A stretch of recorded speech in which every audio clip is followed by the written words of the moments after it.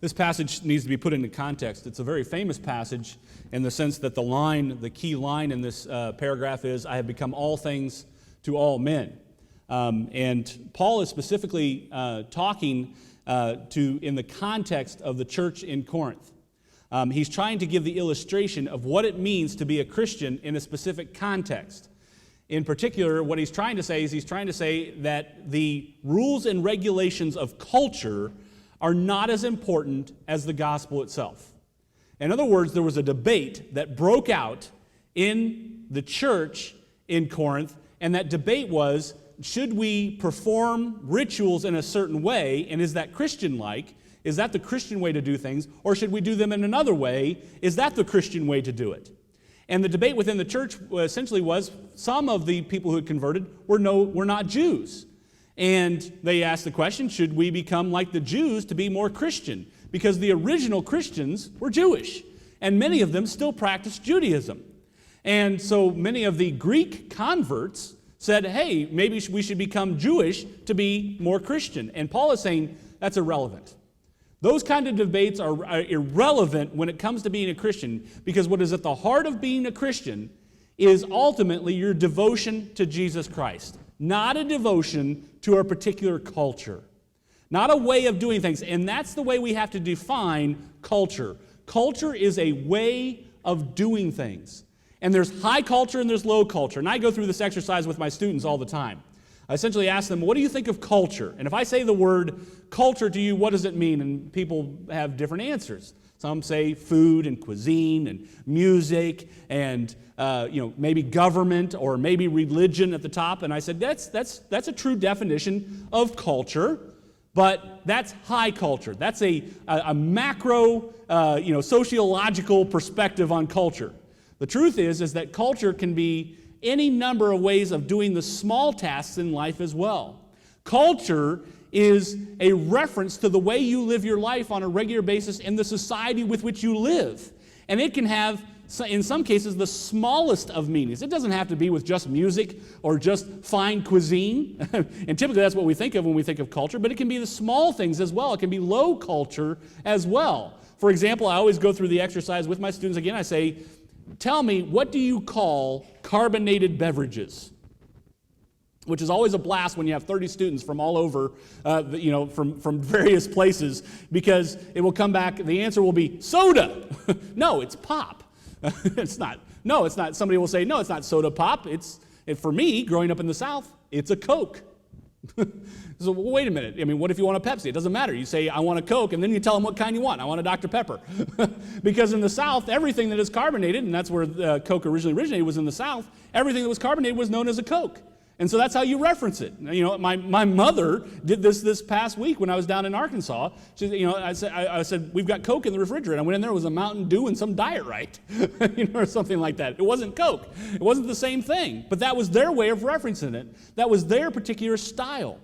And that is true across the board. And I teach my students, when we go to Europe, you will experience culture shock. And I don't mean that you're going to go to Paris and have to eat escargot.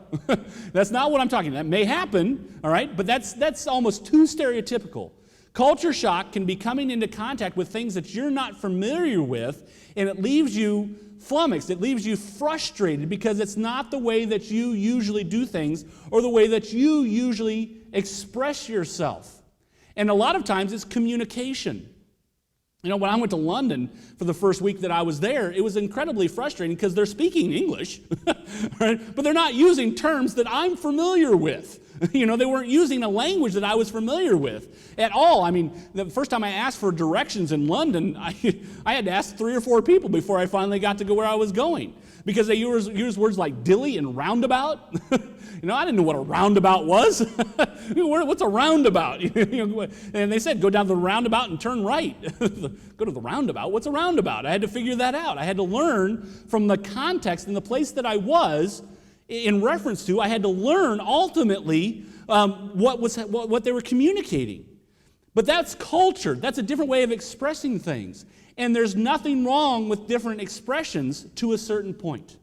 And what Paul is saying to the church in Corinth, don't get wrapped up in just simply in a simple way of doing things in terms of culture, as long as it doesn't conflict with the gospel that was preached to you.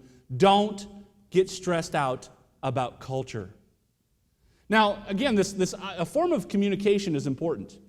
And different cultures have different ways of expressing themselves. They have ultimately different ways of communicating.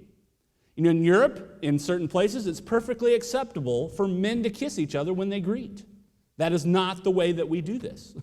That is not the way that we express ourselves. So it can be really shocking when you go up to greet somebody and you stick out your hand to shake their hand, and instead they grab you and they kiss you on the cheek. If you're not expecting that, that can be rather stressful. This communication is important.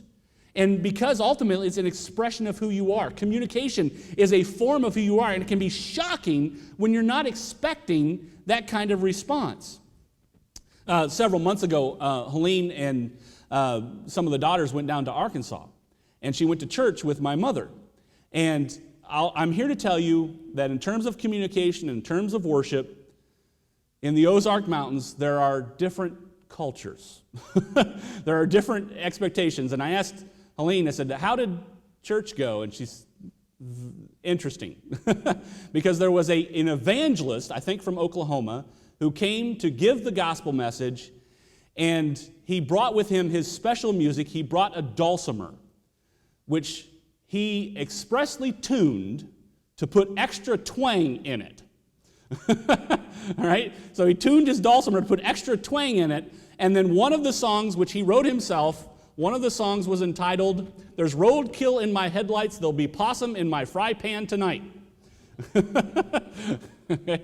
Now, that is an expression of communication, because the song was about thanking God for the blessings of roadkill so that he will have possum in his fry pan tonight. Now, that does not sound like a blessing to me, right? But nevertheless, for that individual, that was his way of expressing how God had given him a special extra gift.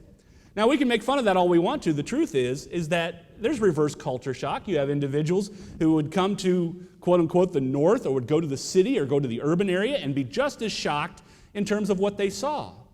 And those can be very humorous. But those forms of communication are important because you're expressing yourself.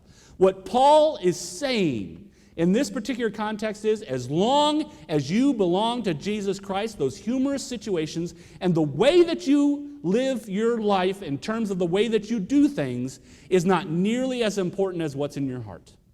It's not nearly as important as what's in your heart.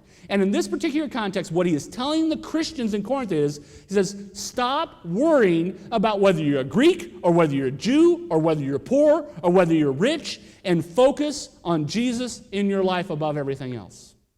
If you will do that, then the central things of the way of doing things will come naturally. And he says in this particular case he changes who he is from place to place. He doesn't change his heart. He doesn't change his devotion to Jesus. He simply changes the way that he does things. And this has been an important lesson to the church for generations, for centuries. The church has been trying to grapple with this issue. At what point in time does the church try to teach people the way to live life? At what point in time does the church try to change culture? And there are some issues where the church desperately needs to change culture because they are ultimately in conflict with who Jesus is. If a culture is a culture of death, then the church needs to confront the culture. It needs to ultimately say, that's not what Jesus would do. That's not who Jesus is. That's not the love that God expresses in my life. And so therefore, that particular practice needs to end. For example, in the 1800s, there was a great debate in Britain about ending the practice of sati, S-A-T-I, the practice of sati. When Britain conquered India, it was a common expression among the widows of India. If their husband died, they would throw themselves on the funeral pyres of their husbands. And it was expected. And if they didn't do that, then the women would be shunned. So in other words, when the husband died, the wife had to die as well. And the great debate was, what do we do to stop this? And they went in by force and stopped it. And ultimately, the reason they did that was because the missionaries were the ones who were clamoring and said, this is not Christian behavior. This is not the way that we express life. This is not biblical, and this doesn't add up to the love that Christ would express. And so they stopped it. They tried to stamp it out. But then there becomes that question, wait a minute, what right do you have to go in and tell another culture what to do and how to behave? And that's what Paul is addressing. He ultimately says, as long as it doesn't conflict with who Jesus is, then it is perfectly acceptable for you to engage in other cultures. So here's the ultimate rub. As a Christian, you have to know who Jesus is so intimately that you know what the difference is, that you know where the dividing line is, that you know what practices conflict with Jesus and which ones don't. Now here's the kind of spoiler for the book of Corinthians. He's getting to the punchline. The people in Corinth are going to anticipate the question, how do we know when Jesus is involved and when he isn't? How do we know what that dividing line is? And we're building up to 1 Corinthians chapter 13. And if you're familiar with 1 Corinthians chapter 13, it is Paul's definition and expression of what love is. And he's going to ultimately tell the church in Corinth, he says, when you see these things, then you know it's of Christ. And when you don't see these things, then it is not of Christ. But just in terms of the minor, everyday way of doing things, you have to accept that some people do things a bit differently. And it may seem odd to you, it may seem funny to you, but those aren't the definition necessarily of always of what the church is or what a Christian is. One of my favorite examples of this particular reality comes in the 1800s again. In the 19th century, Britain, which was the superpower, pretty much the only political superpower before the emergence of Germany, pretty much dominated the world. The famous expression was, the sun never sets on the British Empire. And that's because the British Empire had colonies all around the world, and they were, as part of their imperial mission, was to spread Christianity. And unfortunately, the church in Britain made very many mistakes as it spread, quote unquote, its civilization to the natives of this world. There was the expression, the white man's burden. And the white man's burden was the notion that the civilized Europeans had to take their culture to the world and impose upon them their culture, not their religion and Christianity. That was only part of their culture. But they had to take their civilization and impose it upon certain aspects of various parts of the world. And then this actually became a disaster. It's led to some of the many conflicts that we still even have to this day. Because they weren't bringing the love of Christ to quote-unquote natives, they were bringing a way of doing things. And in particular in Africa, it was a disaster because they were bringing their European civilization to Africa, things like Victorian dresses. And there are these pictures of natives wearing corsets and things that they were not familiar with. And in the heat of Africa, wearing these long Victorian dresses that the missionaries were making the converted women wearing, saying this is what a Christian does. And that's exactly what Paul is saying. Say, wait a minute here. You don't have to wear a Victorian dress to be a Christian. As long as you have the love of Christ in you, it's not about what you wear. It's not a matter of food and drink. It's a matter of what's in your heart.